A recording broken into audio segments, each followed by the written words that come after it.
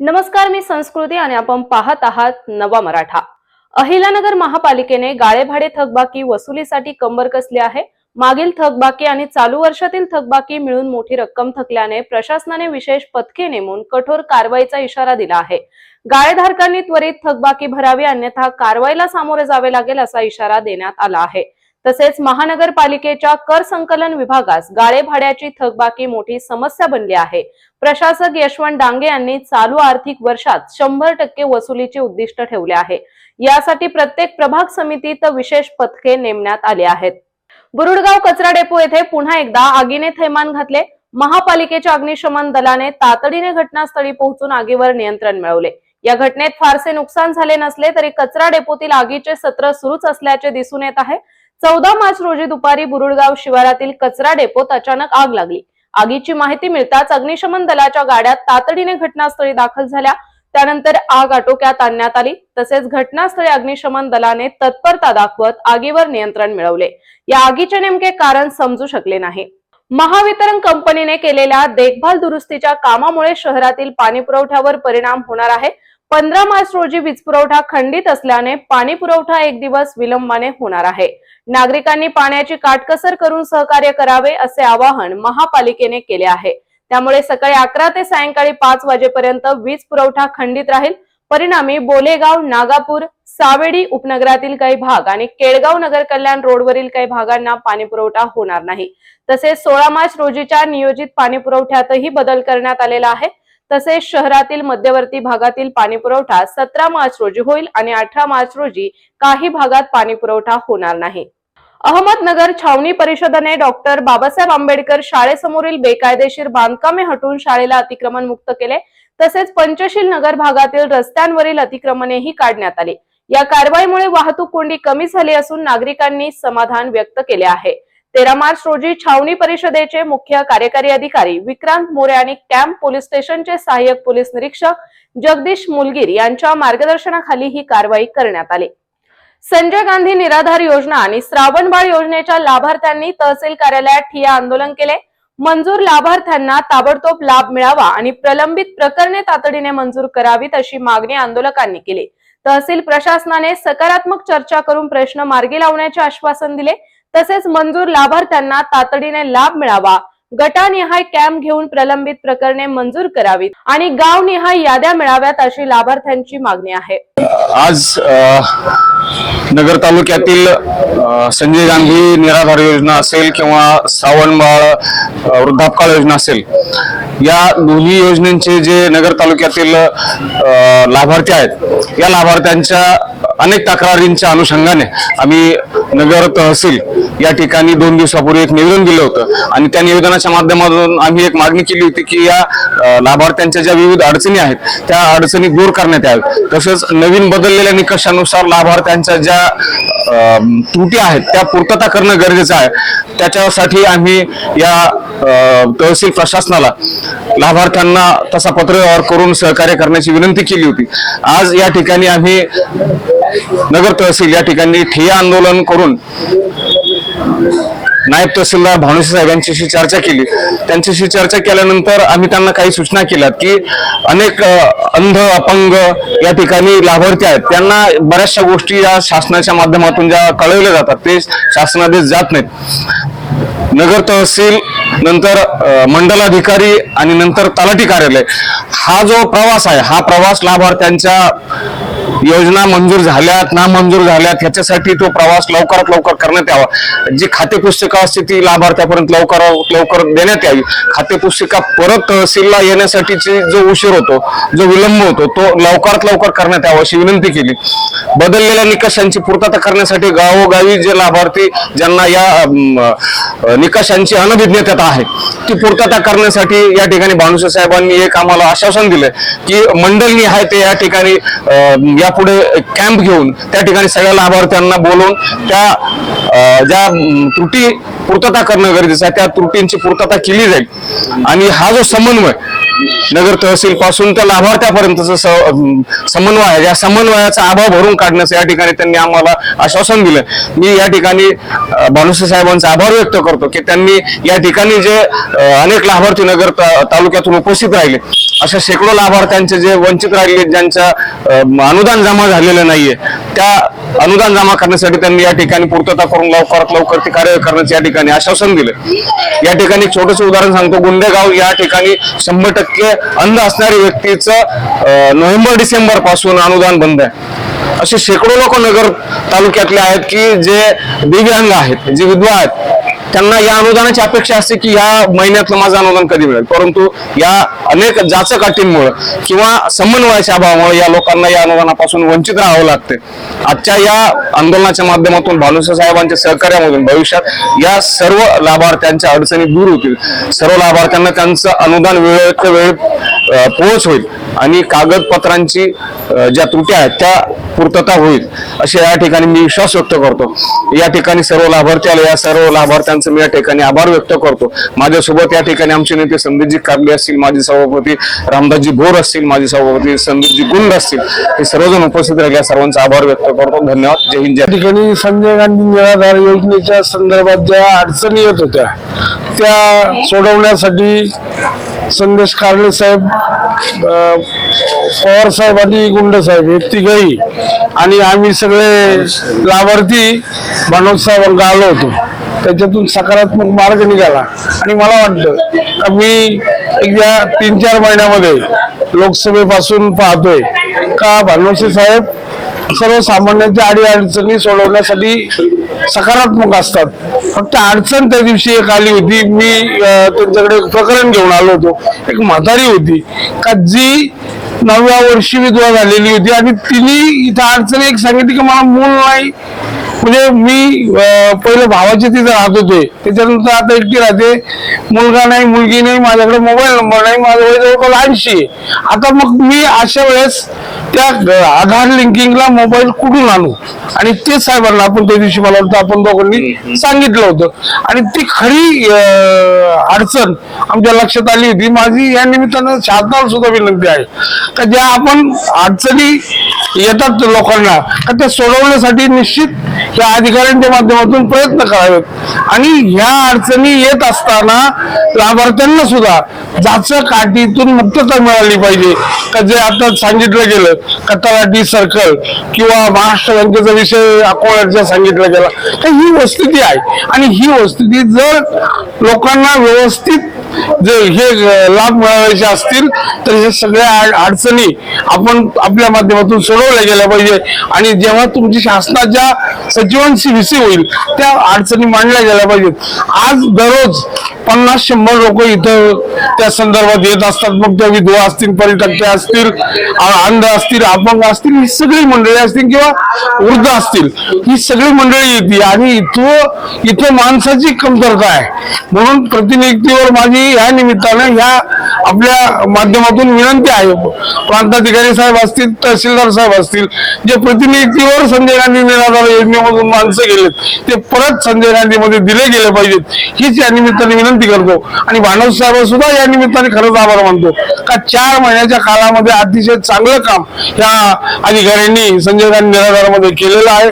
उद्याच्या काळात सुद्धा का तुम्हाला आमचा सगळ्यांचा दुवा मिळेल साहेब आणि त्याच पद्धतीने तुम्ही उद्याच्या काळात सुद्धा हे चांगलं काम करावं आणि सर्व जे आज लाभार्थी आलेत त्यांचेही प्रश्न या निमित्ताने सोडवले गेले पाहिजेत हीच विनंती करतो.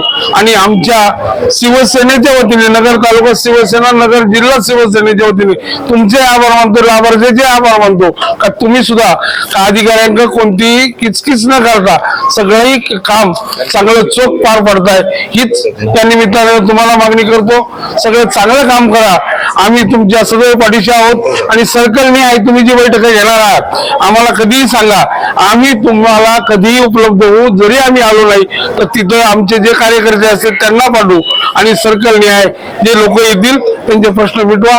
या निमित्ताने तुम्हाला पत्रकार बंधूचेही आभार मानतो का तुम्ही आम्हाला वेळ दिला आणि तुम्ही आमच्या मागण्या शासन दरबारी मांडण्याचा प्रयत्न या निमित्ताने केला.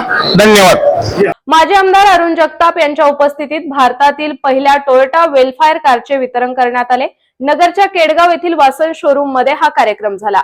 यावेळी आमदार शिवाजी कर्डिले आणि आमदार संग्राम जगताप उपस्थित होते. या वेलफायर मध्ये 2.5 इंजिन असून हे 193 PS पॉवर जनरेट करते.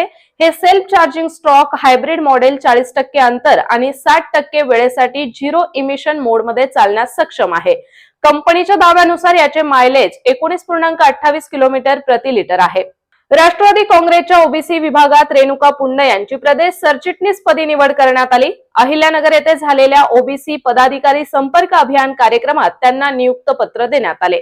अहिल्यानगर शहरात गेल्या महिन्याभरापासून विस्कळीत पाणी पुरवठ्यामुळे नागरिक त्रस्त झालेत. वाढत्या उन्हामुळे पाण्याची मागणी वाढली असताना महापालिका प्रशासनाने तातडीने उपाययोजना करण्याची मागणी उपमहापौर गणेश भोसले यांनी केली आहे. तसेच शहरातील पाणी पुरवठा गेल्या 1 महिन्यापासून विस्कळीत झाला आहे. नागरिकांना तीव्र पाणी टंचाईचा सामना करावा लागत आहे. त्यामुळे येत्या 3 दिवसात पाणी पुरवठा सुरळीत करण्याची मागणी आयुक्तांकडे करण्यात आलेली आहे. मंत्री नितेश राणे यांनी छत्रपती शिवाजी महाराज यांच्या सैन्यात एकही मुस्लिम नव्हता असे विधान केले. या विधानामुळे सामाजिक एकतेला धोका पोहोचला असून धार्मिक तेढ निर्माण होत आहे असा आरोप संभाजी ब्रिगेडने केला आहे. नितेश राणे यांनी केलेले विधान खोटे आणि बेजबाबदार आहे. राणेंच्या विधानामुळे धार्मिक आणि सामाजिक द्वेष पसरून राष्ट्रीय एकात्मता धोक्यात येण्याची भीती निर्माण झाली आहे असे संभाजी ब्रिगेडचे जिल्हाध्यक्ष सोमनाथ कराळे यांनी म्हटले आहे. मी सोमनाथ कराळे. माननीय नितेश राणे मंत्री महोदय यांनी काल परवा केलेल्या स्टेटमेंटवर पाहता अचानक धक्का बसला की माननीय नितेश राणे साहेबांचा सारखा एवढा मोठा अभ्यासू माणूस अशी चुकीचे स्टेटमेंट कसं काय करू शकतो. का आम्ही नितेश राणे सोबत 6-7 वर्ष काम केलेलं आहे. 6-7 वर्ष काम करताना असं कधी नितेश राणेंकडून अशी स्टेटमेंट येईल असं कधी वाटलं नव्हतं. छत्रपती शिवाजी महाराजांच्या काळात छत्रपती शिवाजी महाराजांचे 31 बॉडीगार्ड होते. 31 बॉडीगार्ड मधले किमान 10 बॉडीगार्ड हे मुस्लिम समाजाचे होते. आता सध्या अधिवेशन चालू असताना हा विषय घेण्याची कोणतीही गरज नसताना हा विषय का घेतला? का बीजेपी RSSने त्यांच्या अंगलट आलेल्या शेतकरी महिलाचे जे मूळ प्रश्न आहेत, जे त्यांनी आश्वासन दिले होते इलेक्शन पिरियडमध्ये, त्या विषयाला बगल देण्याचं काम करण्यासाठी आमच्या नितेश राणे साहेबांना पुढे घालण्याचं काम बीजेपी RSSने केलेले आहे असं आम्हाला प्रथमदर्शनी वाटतं. नितेश राणे सारखा अभ्यासू माणूस असं कधी स्टेटमेंट देणार नाही. त्यामुळे नितेश राणे यांनी आजही त्या स्टेटमेंटवर किंवा औरंगजेबवर किंवा कोणत्याही भैताड गोष्टीवर बोलण्यात इंटरेस्ट दाखवण्यात मजा नाही असं आम्हाला एकंदरीत वाटतंय. तर नितेश राणे साहेबांसोबत मी स्वतः या विषयावर बोलणार आहे. त्यांची लवकरात लवकर भेट घेऊन त्यांच्या संग माझी चर्चा होणार आहे. अहिल्यानगर लोकसभा मतदारसंघ हा महाराष्ट्रातील सर्वात मोठा मतदारसंघ असून जिल्ह्याची लोकसंख्या जास्त आहे. असे असतानाही जिल्ह्यात एकही शासकीय वैद्यकीय महाविद्यालय नाही. त्यामुळे शिक्षण घेणाऱ्या विद्यार्थ्यांना तसेच रुग्णांना इतर शहरांकडे धाव घ्यावी लागते. या परिस्थितीमध्ये बदल घडवून आणण्यासाठी केंद्र आणि राज्य सरकारने त्वरित पावले उचलावीत अशी मागणी लंके यांनी संसदेत केली आहे. जागतिक महिला दिनानिमित्त आणि महिलांच्या आरोग्य जागृतीसाठी 16 मार्च रोजी नगरमध्ये ओकेथॉन स्पर्धेचे आयोजन करण्यात आले आहे. साईदीप सह्याद्री हॉस्पिटलच्या सर्व महिला सदस्यांनी या स्पर्धेचे आयोजन केले आहे. महिलांच्या आरोग्यविषयक समस्यांमध्ये वाढ होत असल्याने नियमित व्यायाम, चांगला आहार आणि नियमित आरोग्य तपासणी यांसाठी जनजागृती व्हावी या उद्देशाने ओकेथॉनचे आयोजन करण्यात आले आहे. पार्वतीबाई म्हस्के प्राथमिक विद्यालयात पर्यावरणपूरक होळी साजरी करण्यात आली. नैसर्गिक टाकाऊ पदार्थ वापरून आणि पाणी न वापरता कोरड्या रंगाने विद्यार्थ्यांनी होळीचा आनंद लुटला. शाळेच्या परिसरातील कचरा, झाडांचा पालापाचोळा आणि वाळलेल्या फांद्या जमा करून होळी पेटवण्यात आली. मुख्याध्यापक दत्तात्रय झगडे आणि शिक्षकांनी होळीची पूजा केली. मराठा सेवा संघाने आयोजित केलेली जिजाऊ रथयात्रा 19 मार्च रोजी अहिल्यानगर शहरात येणार आहे. या रथयात्रेच्या माध्यमातून सामाजिक सलोखा आणि तरुणाईला योग्य मार्गदर्शन देण्याचा उद्देश आहे अशी माहिती मराठा सेवा संघाचे जिल्हाध्यक्ष सुरेश इथापे यांनी दिली. जय जिजाऊ. मी जिजाऊ ब्रिगेड जिल्हाध्यक्ष अहिल्यानगर ॲडव्होकेट स्वाती जाधव. मराठा सेवा संघ आयोजित जिजाऊ रथयात्रा आता नुकतीच सुरुवात होत आहे. महाराष्ट्रातनं ती पूर्ण महाराष्ट्रभर फिरणार आहे आणि ही महाराष्ट्रभर फिरताना पुरुषोत्तमजी खेडेकर साहेबांच्या प्रेरणेतून त्यांचे विचारधारणा व सर्व विचारांची देवाणघेवाण याच्यामध्ये आहे आणि मराठा जोडो हे त्याच्यामध्येच कार्य केलं जाणार आहे. तळागाळातील मराठा बांधव किंवा बहुजनांना सर्वांना घेऊन आज जे जाती भेदभाव दिसले जात आहेत आपल्यामध्ये, त्यांना कुठेतरी फाटा घालून आपण सर्व बहुजनांना एकत्र घेऊन ही यात्रा केली जाणार आहे. याच्यामध्ये लहान थोर मोठ्यांनी व महिला भगिनींनी भावांनी सामील व्हावं हीच सदिच्छा. जय जिजाऊ. सेवा संघाच्या माध्यमातून दिनांक 18 मार्च ते 1 मे या दरम्यान महाराष्ट्रभरामध्ये जिजाऊ रथ यात्रेचं आयोजन पुरुषोत्तमजी खेडेकर साहेबांच्या मार्गदर्शनाखाली आणि सौरभदादा खेडेकर यांच्या नेतृत्वाखाली केलेलं आहे. या जिजाऊ रथ यात्रेच्या माध्यमातून महाराष्ट्रामध्ये तमाम बहुजन समाजाला जागृत करत एकत्र करण्याचं, त्यांच्यामध्ये एकोपा निर्माण करण्याचं काम केलं जाणार आहे. त्या दृष्टीनं प्रबोधन केलं जाणार आहे. आज आपण जर पाहिलं, महाराष्ट्र ही संतांची, महात्म्यांची आणि महामानवांची जन्मभूमी आणि कर्मभूमी आहे. याच जन्मभूमीत जन्मलेल्या, याच कर्मभूमीत कर्मानं या ठिकाणी आम्हाला विचारांचा जो एक वारसा दिलेला आहे. असे फुले, शाहू, आंबेडकर, शिवराय याच भूमीमध्ये घडले. त्यांनी जो विचार आम्हाला दिला, त्या पुरोगामी विचाराच्या माध्यमातून या राज्याची, देशाची जडणघडण झालेली असतानासुद्धा मागच्या काही वर्षामध्ये या देशामध्ये, राज्यामध्ये काही शक्तींनी या ठिकाणी राजकीय फायद्यासाठी या ठिकाणी वेगवेगळ्या पद्धतीचं वातावरण निर्माण करत राज्यामध्ये, देशामध्ये जाती आणि धार्मिक तेढ निर्माण होईल असं वातावरण निर्माण केलेलं आहे. कुठंतरी या गोष्टी घातक आहेत. आज जगामध्ये जर आपण पाहिलं की ज्या ज्या देशामध्ये धार्मिक, जातीय किंवा वर्णभेद अशा पद्धतीच्या तेढ निर्माण झाली किंवा दंगली घडल्या, असे देश रसातळाला गेले. उदाहरण जर पाहिलं तर सिरिया असेल, इराक असेल, इराण असेल, पाकिस्तान असेल, बांगलादेश असेल, श्रीलंका असेल, या देशांमध्ये ह्याच पद्धतीचं वातावरण झालं आणि हे देश रसातळाला गेले. म्हणून आमची मराठा सेवा संघ, संभाजी ब्रिगेड, जिजाऊ ब्रिगेडची प्रामाणिक भावना आहे हे होऊ नये आणि आपला देश, आपलं राज्य हे अतिशय उंचीवर गेलं पाहिजे. विकासाची एक उंची आपण गाठली पाहिजे आणि ती जर गाठायची असेल तर तुमच्या देशामध्ये जातीय धार्मिक तेढ निर्माण होणं, दंगली होणं आम्हाला परवडणारं नाही.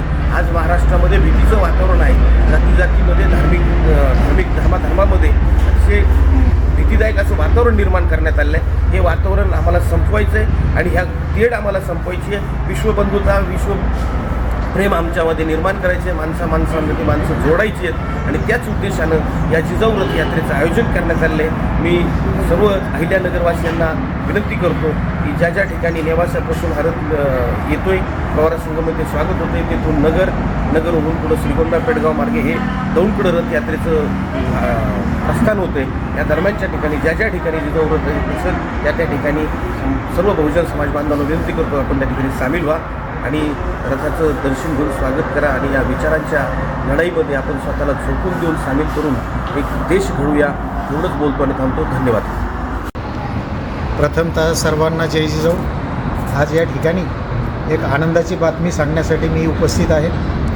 मराठा सेवा संघाच्या वतीने दिनांक 18 मार्च 2025 ते 1 मे 2025 या कालावधीमध्ये जिजाऊ रथयात्रा महाराष्ट्रामध्ये आयोजित केलेली आहे.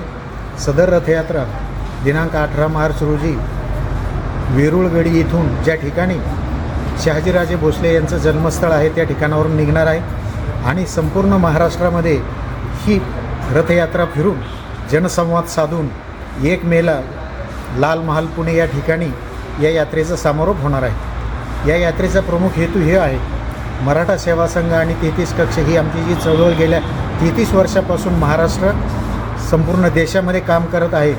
आमच्या चळवळीचा हेतू हा आहे की प्रथम प्रबोधन करणे, समाजाची जागृती करणे, समाजाची विकृती नष्ट करणे आणि समाज विज्ञानवादी कसा होईल, प्रगती कशी होईल, हे आमचं सेवा संघ आणि 33 कक्षाचं प्रमुख काम आहे.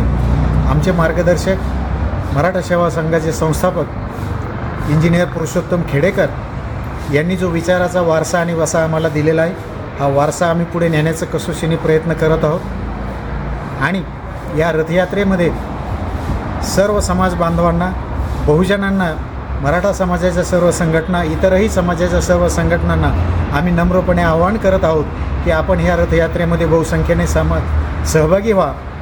महिला, पुरुष, भगिनी, युवक, युवती, शिक्षण घेणारे विद्यार्थी, ज्येष्ठ नागरिक या सर्वांना आम्ही आवाहन करतो की आपण या रथयात्रेमध्ये सहभागी व्हा. महाराष्ट्राचे जे सामाजिक वातावरण आहे, बंधुभाव आहे, हा असाच यापूर्वीसारखा इथून पुढे राहिला पाहिजे, ही आमची भावना आहे.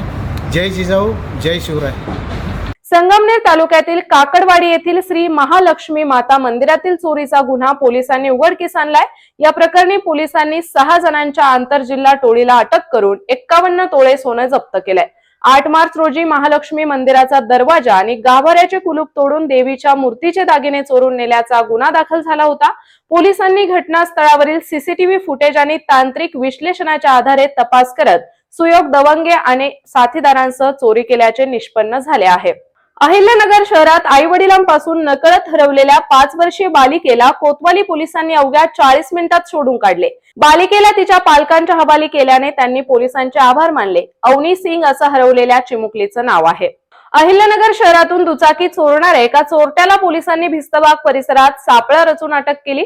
त्याच्याकडून चोरीच्या 2 दुचाकी हस्तगत करण्यात आल्या आहेत. सावेडी नाका येथील शोरूम मधून आणि श्रमिक नगर बालाजी मंदिर परिसरातून दुचाकी चोरणाऱ्या उमेश दिलीप गायकवाड याला तोफखाना पोलिसांनी 13 मार्च रोजी अटक केली. चोरीची दुचाकी विक्री करण्यासाठी एक व्यक्ती भिस्तबाग महाल परिसरात येणार असल्याची माहिती पोलीस निरीक्षक आनंद कोकरे यांना मिळाली होती. त्यानुसार पथकाने सापळा रचून उमेश गायकवाड याला ताब्यात घेतले आहे. तर अशाच माहितीपूर्ण बातम्यांसाठी चॅनलला सबस्क्राईब नक्की करा.